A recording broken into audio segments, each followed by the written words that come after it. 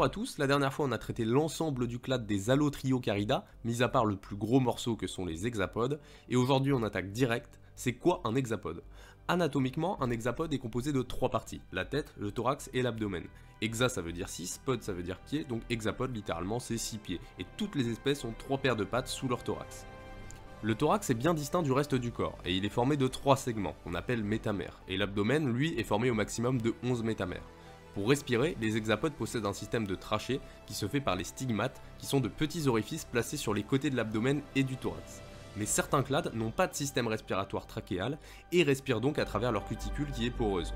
Ils ont également 3 ocelles, formant un triangle entre les 2 yeux, et sont extrêmement sensibles au mouvement. Ces organes viennent s'ajouter aux yeux pour percevoir les variations d'intensité lumineuse. Voilà, c'est ça un hexapode, et ça rassemble pas que les insectes, non, sinon j'aurais juste dit les insectes. Alors en fait, les hexapodes ils se divisent en 4 classes, avec les colamboles, les diploures, les protoures, qui sont tous aptères, c'est-à-dire qu'ils n'ont pas d'ailes, et dont les pièces buccales sont situées à l'intérieur, ce qui fait qu'on les regroupe parfois au sein du clade des antognates. Et enfin, la dernière classe, c'est celle des insectes. Mais aujourd'hui, on va juste s'intéresser aux premières 3 petites classes, et on laissera les kings de la diversité animale pour une prochaine vidéo. J'ai également trouvé ce petit graphique qui est vraiment pas mal, qui montre la diversité des différents groupes d'hexapodes en nombre d'espèces, et qui en plus met en évidence les liens de parenté. Donc vous voyez, plus les lignes divergent proches du centre, et plus le groupe a divergé tôt par rapport aux autres. Donc les diploures, protoures et colamboles, springtails en anglais, ils sont représentés ici, donc vous voyez qu'ils sont en rouge là, le petit carré, et tout le reste c'est les insectes, hein. C'est pour ça que je les appelle les kings de la diversité, mais nous dans cette vidéo on va vraiment s'intéresser juste à nos 3 petites classes, protoures, diploures et colamboles. On commence avec les plus diversifiés, la classe des colamboles, qui sont parmi les plus anciens hexapodes et qui étaient déjà présents au Dévonien. Longtemps, le plus ancien hexapode connu fut le colambole Rhignella praecursor, daté de 408 millions d'années et découvert en 1926, et qui est commun dans les gisements de Rhynie en Écosse. Finalement, sur le même site, on a aussi découvert un fragment de la tête d'un autre hexapode, nommé Rhignognatha, montrant des pièces buccales externes, et ce qui est caractéristique des insectes et adapté à la consommation de fougères. Cette découverte soutient alors le fait que les colamboles et les insectes ont divergé avant 408 millions d'années. Les colamboles sont méconnus par la plupart des gens, mais pourtant ils sont absolument partout. Ceux qui font de la terrariophilie les connaissent sûrement car on les utilise notamment pour l'alimentation des petits amphibiens style dendrobates ou pour les arthropodes carnivores de petite taille. On en recense plus de 8000 espèces et la plupart sont lucifuges. On les retrouve donc dans les premiers centimètres du sol, à l'abri de la lumière directe. Mais il existe aussi des espèces qui vivent au-dessus du sol, y compris dans la canopée des arbres tropicaux et même parfois dans d'autres endroits insolites que nous verrons tout à l'heure. Comme beaucoup d'espèces de myriapodes dont j'ai pu parler dans cette vidéo, les colamboles jouent un rôle essentiel dans la transformation de la matière organique et ils participent au grand cycle des nutriments en fragmentant cette matière organique. C'est pourquoi certaines personnes rajoutent des colamboles dans leur terrarium, mais pas pour l'alimentation, c'est pour participer à la dégradation du substrat et des matières en décomposition, style végétaux, pour faire ce qu'on appelle un terrarium bioactif. Les colamboles consomment énormément de champignons, au point qu'ils ont un énorme impact sur les communautés fongiques et bactériennes, et donc évidemment un impact indirect sur les végétaux via leur consommation de champignons mycorhiziens. Certaines espèces sont phytophages et se nourrissent du feuillage des plantes, comme c'est le cas de l'espèce Sminturus viridis qui cause de graves dommages aux cultures en Australie. Mais dans l'ensemble, les colamboles ont beaucoup plus de points positifs pour l'homme puisqu'ils contribuent également à la lutte contre les maladies fongiques des plantes par leur consommation active du mycélium et des spores de champignons, comprenant les espèces pathogènes. Il existe même des colamboles carnivores, par exemple les espèces du genre Friesea qui se nourrissent de nématodes, de protozoaires et de rotifères. L'humidité, c'est le facteur majeur de la distribution des colamboles et qui explique pourquoi beaucoup se retirent dans le sol pendant les saisons sèches, mais aussi pourquoi certains colamboles se trouvent toujours à proximité des étangs et des lacs, comme c'est le cas de l'espèce Isotomurus palustris qui est hygrophile. Niveau densité, on atteint des records avec ce groupe d'arthropodes, puisque là où la matière en décomposition est abondante, en forêt par exemple, on en trouve de 50 000 à 400 000 individus par mètre carré, avec environ 30 à 100 espèces différentes, ce qui les place haut dans le classement des animaux macroscopiques les plus abondants, avec les nématodes et les euphausiacées. Après, il faut dire qu'ils sont minuscules, 2 à 3 mm en moyenne, et des records à 10 mm pour certaines espèces. Niveau super pouvoir, les colamboles sont assez bien équipés. La plupart des espèces ont un appendice abdominal replié sous le corps en forme de queue, appelé fursula. Il est maintenu sous tension par une petite structure appelée le rétinaculum. Lorsqu'il est relâché, le fursula tape contre le sol, ce qui catapulte le colambole en l'air pour fuir ou se déplacer, et il peut faire tout ça en 18 millisecondes. Autre capacité impressionnante, lorsqu'il fait trop chaud, les colamboles peuvent réduire leur taille de près de 30% quand ils muent. Les conditions plus chaudes augmentant les taux métaboliques et les besoins énergétiques des organismes, la réduction de la taille du colambole lui assure une meilleure survie. Selon la distribution des colamboles par rapport à la profondeur et la composition du sol, on peut les classer en 4 grandes catégories. Les espèces athmobiotiques, qui habitent la surface de la litière du sol et sont donc les plus grandes, jusqu'à 10 mm. De plus, elles sont pigmentées, ont de longs membres et possèdent un ensemble complet d'ocelles permettant de détecter les variations d'intensité lumineuse. On a ensuite les espèces épédaphiques, qui habitent les couches supérieures de la litière et les souches d'arbres. Elles sont légèrement plus petites et ont des pigments moins prononcés, ainsi que des membres et des ocelles moins bien développés. Vient ensuite les espèces hémiéphétiques qui habitent les couches inférieures de la litière, on le retrouve la matière organique en décomposition en abondance. Elles sont petites, 1 à 2 mm de long, avec une pigmentation dispersée, des membres raccourcis et un nombre réduit d'ocelles. Et enfin, les espèces eudaphiques qui habitent les couches minérales supérieures, appelées horizon d'humus. Elles sont encore plus petites et ont un corps mou et allongé, manquent de pigmentation et d'ocelles, et ont une fursula réduite ou totalement absente. On recense également quelques espèces qui grimpent régulièrement aux arbres et constituent un élément dominant de la canopée.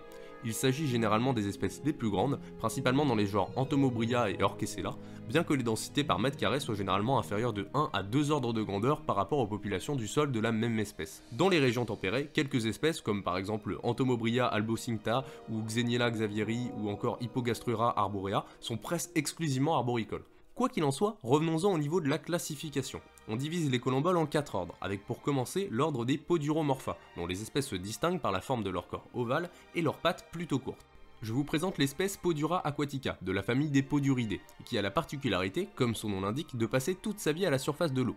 Ses œufs mouillables tombent dans l'eau, puis une fois éclos, les jeunes individus remontent jusqu'à la surface. On le rencontre à la surface des eaux stagnantes, des étangs, des mares, des grandes flaques, des endroits marécageux et des canaux. Grâce à sa fursula, grande et aplanie, adaptée à son milieu de vie, ils n'auront même pas la tension superficielle de l'eau quand il fait un bond pour s'enfuir.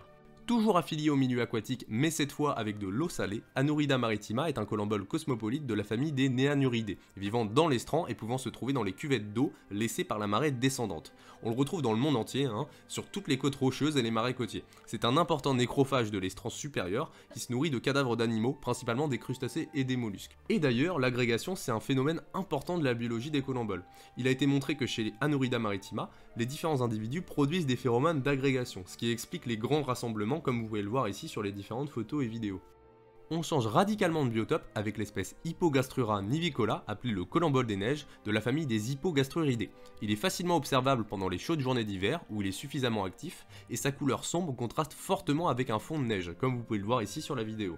Pour finir avec l'ordre des Poduromorpha, voici une petite espèce bien stylée, Brachistomela parvula, de la famille des Brachistomélidés, qu'on retrouve dans toute l'Europe.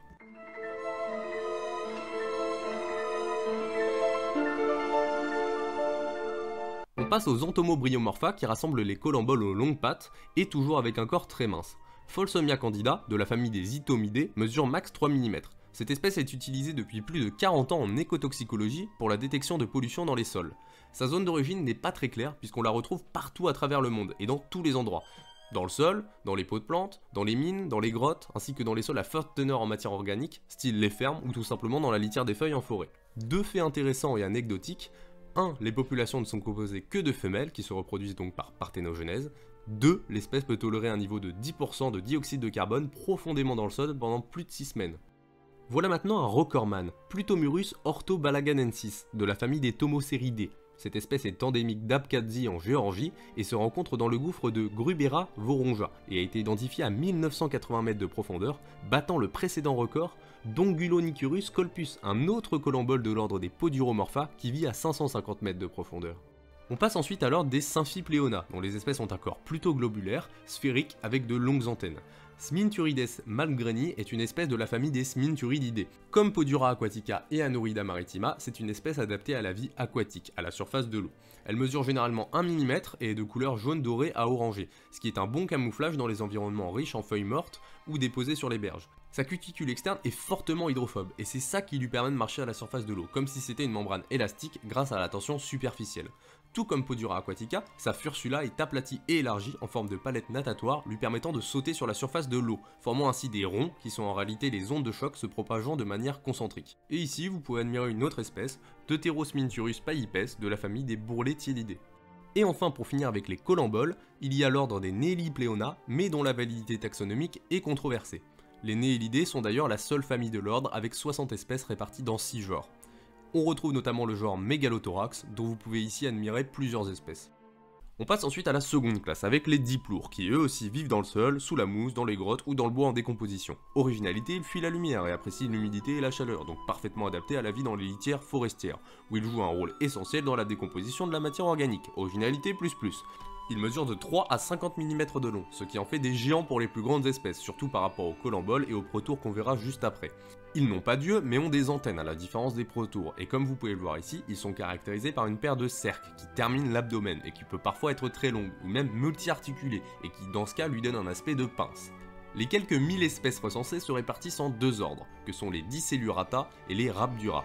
Ici vous pouvez voir le genre Campodea, de la famille des Campodeidae, dans l'ordre des Rhabdura. Les espèces de ce genre mesurent entre 1 et 5 mm de long. Ici le genre Heterojapix, de la famille des Japigidae, dans l'ordre des Dicellurata. Ces espèces se retrouvent en Australie et sont les plus grandes parmi les diplours, dépassant les 2 cm. On passe ensuite à la troisième classe, celle des protours, dont les espèces ne dépassent jamais 1,5 mm et qui sont donc encore plus petits que les colamboles et les diplours. Leur existence n'est connue que depuis environ un siècle, et comme leurs cousins, ils fuient la lumière vive et recherchent pour la plupart les lieux humides. Les protours sont retrouvés partout, excepté dans les régions arctiques et antarctiques. On en recense environ 800 espèces caractérisées par des pièces buccales ectotrophes, ce qui témoigne d'un régime suceur. Il y a notamment des preuves qu'ils aspirent l'if fongique. Leur corps est étroit et allongé, dépigmenté, de couleur blanchâtre à jaune pâle, et ils n'ont ni yeux ni antennes, et c'est la première paire de pattes qui prend le rôle fonctionnel des antennes. C'est pourquoi ils se déplacent avec 4 pattes, comme les vertébrés tétrapodes. Leur démarche est donc relativement lente. Cependant, pour éviter les attaques des prédateurs, et notamment des acariens, les protours émettent des répulsifs, ce qui dissuade de les attaquer. Au niveau du développement, c'est un cas assez unique chez les hexapodes. Les protours ont un développement dit anamorphe, c'est-à-dire que les larves naissent avec un nombre X de segments et qu'à chaque mue un nouveau segment apparaît.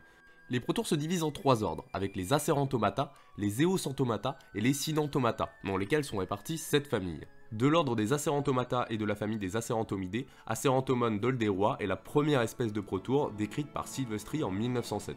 Ici vous pouvez voir un autre genre, Stilettoentomon, placé dans la famille des Eocentomidés au sein de l'ordre des Eocentomata. Voilà, j'espère que cette vidéo vous a plu, elle était un peu plus courte que d'habitude parce qu'on a juste vu les hexapodes qui ne sont pas des insectes, mais bon la prochaine fois ça va envoyer du lourd et on attaquera enfin les insectes.